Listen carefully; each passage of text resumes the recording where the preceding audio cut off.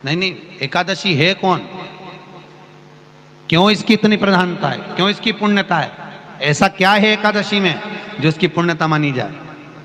कौन है ये जो भगवान नारायण तक एकादशी का व्रत करते हैं? सुभद्रा जी को भगवान जगन्नाथ ने, जगदीश ने एकादशी का व्रत कराया था। बद्रीनारायण भगवान को माता लक्ष्मी ने एकादशी का व्रत कराया था। क्यों? चंद्रायण एकादशी व्रत की माता। एकादशी है कौन? तो कहा जिसको व्रत करने पर भगवान नारायण भी जिसका व्रत करते हो, भगवान माता लक्ष्मी जिसका व्रत करती हो, वो एकादशी है कौन? तो शास्त्र वर्णन करता है महाराज, स्कंद पुराण का सुंदर चातुर्मास्य खंड के अंतर्गत वर्णन आया है महाराज। एक बार भगवान विष्णु आनंद में विराजमान थे, पद्मावती और माता लक्ष्मी दोनों उनके पास में विराजी हुई थी। भगवान लक्ष्मी और पद्मावती दोनों बैठी हैं, एक सिर के पास, एक चरण के पास। कुछ समय बाद वहीं पर ब्रह्मदेव का आगमन हुआ और ब्रह्मा जी आगमन पाकर भगवान नारायण पद्मावती से लगकर उठे और उठकर लक्ष्मी की ओर झुके। झुकने पर इन तीनों के समागम से भगवान नारायण के हृदय चित्त से एक कन्या प्रकट हो गई। उस कन्या का नाम एका था। क्या नाम था? एका। अब 10 उसके गुण इतने प्रबल थे, वो 10 गुण उसके बड़े प्रबल थे कि वो एका जिसको निहारती थी उसको संपदावान बना देती थी, जिसको देख लेती थी उसके जीवन में वो आनंद की अनुभूतियां करा देती थी। एका जिस मार्ग से जाती थी उस मार्ग के द्वार खोल देती थी। एका का पुण्य इतना पुण्य प्रखर।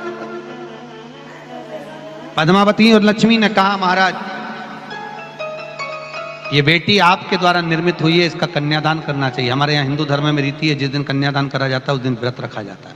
अब आजकल रखते कि नहीं रखते हो मालूम नहीं, और कन्यादान करते समय व्रत रखा जाता है। व्रत रखना, एका का कन्यादान करना है। भगवान बोले कन्यादान करें, किसको दें? एका किसको दी जाए? एका प्रदान किसको करी जाए? पुण्यता किसको दी जाए? भगवान नारायण ने उसी समय लक्ष्मी और पद्मा से पूछा, तुम एकादशी के दिन जब आप जल शंकर को चढ़ाने तो रोज ही जाते, जब एकादशी का दिन रहे और शंकर जी के मंदिर में आप जल समर्पित करें तो 3 बार मुख से स्वधा स्वधा स्वधा या स्वधा स्तोत्र का पाठ, जिसमें 12 श्लोक 2-4 हैं। पैसा तो आ रहा है पर घर में टिक नहीं रहा। डॉक्टर में, पुलिस में, एक्सीडेंट आदि में, कहीं गलत जगह पर व्यसन में अगर पैसा जा रहा है, जुए में, मांसाहार, मदिरा पान, या कहीं आया पैसा, पैसा आने में कमी नहीं, आ रहा है पर टिक नहीं रहा, रुक नहीं रहा। कोई मांगने आ गया, दे दिया, फिर वहां से अपने पास नहीं आ रहा, अपन कह रहे हैं भैया हमारा पैसा लौटा दो, नहीं आ रहा। तो महाराज शिव महापुराण की कथा कहती है एकादशी के दिन गंगा के जल में मात्र 7 बेलपत्री डालकर जो नंदीश्वर भगवान अर्थात जो शंकर जी के शिवलिंग के सामने नंदी होता है, उस नंदी के चरण पर गंगा का जल चढ़ाकर बेलपत्री शिव पर समर्पित कर देता है, उसके घर में रुपया रुकना चालू हो जाता है। फिर वो गलत जगह पर नहीं जाता, गलत स्थान पर वो धन जाएगा ही नहीं। तूने समझा, मांग तुझे क्या चाहिए। एकादशी ने भगवान विष्णु से कहा, नाथ प्रभु वर दे दो, मृत्यु लोक में जो मनुष्य मेरा व्रत करेगा, चाहे जलचर, थलचर, वायुचर या सांसारिक मनुष्य, मेरा अगर एकादशी का व्रत करेगा, प्रभु उसके यहां धन धान्य वैभव सुख संपदा बढ़ेगी और उस जीवात्मा को नरक नहीं भोगना पड़ेगा, सीधे वैकुंठ का उसको वास मिलेगा। जब जीव आत्मा को लेकर चला जाएगा, यम के दूत जब बंदी बनाकर ले जा रहे होंगे उस जीवात्मा को, जिसके प्राण छूटे होंगे, यम के दूत जब बंदी बनाकर ले जा रहे होंगे, तब मुझे वर दो कि मैं इसका हाथ पकड़कर बेतरनी से पार उतार कर सारे नरकों से निकालती हुई आपके धाम में लेकर आऊं। भगवान ने वर दे दिया, तथास्तु। हे एकादशी सुनो, मृत्यु लोक का मनुष्य अन्न का त्याग कर कर, क्योंकि अन्न में एकादशी के दिन पाप पुरुष रहता है, अन्न का त्याग कर कर एकादशी के दिन जो मनुष्य तुम्हारा व्रत धारण करेगा, उस व्रत को करेगा और उस व्रत को धारण करेगा, उसकी मनोकामना पूर्ण होकर वो मेरे ही धाम को जाएगा। ये तो हुआ एकादशी के जन्म की कथा।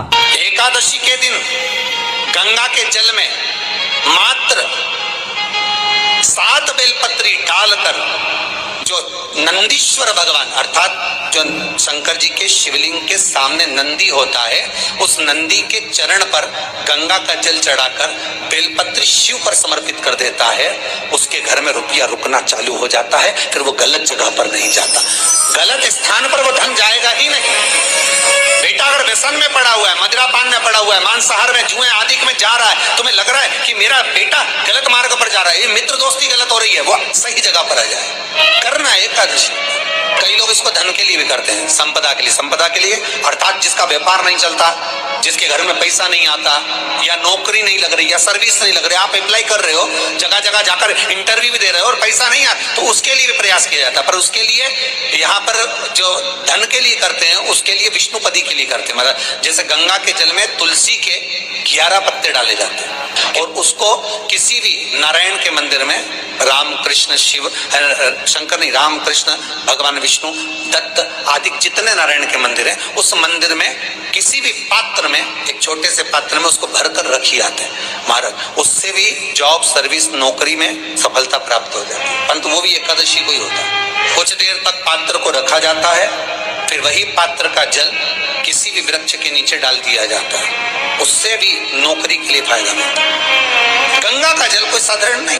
दशमी, एकादशी और द्वादशी, इन 3 तिथियों पर एक रोटी में थोड़ा सा मीठा रखकर सोमक पितृ का नाम लेकर यदि गाय को खिला दिया जाता है, तो अगर कोई पूर्वज प्रेत योनि में भी पड़ा हुआ होता है, भटक रहा होता है, जिसको पिंड नहीं मिला, जो अचानक मर गया होता है, अधोगति में चले गया होता है, उस जीव की मुक्ति दशमी, एकादशी और द्वादशी, ये 3 दिन सोमक पितृ का नाम लेकर रोटी में, पूरी में मीठा रख कर गाय को खिला दिया जाता है। ये 3 दिन तक तो वो पितृ कभी भटकते नहीं है, उनको मुक्ति प्राप्त हो जाती है मोक्ष में। श्री शिवाय नमस्तुभ्यं। हर हर महादेव। कामदाय एकादशी का यह उपाय जरूर करना चाहिए। श्रावण के महीने में कामदाय एकादशी का महत्व बहुत बड़ा होता है। तो आशा करते हैं यह वीडियो आपको पसंद आई होगी। वीडियो पसंद आई होगी तो वीडियो को लाइक करें। चैनल पर नए हैं तो चैनल को सब्सक्राइब करें। कमेंट में ओम नमः शिवाय ज़रूर लिखें।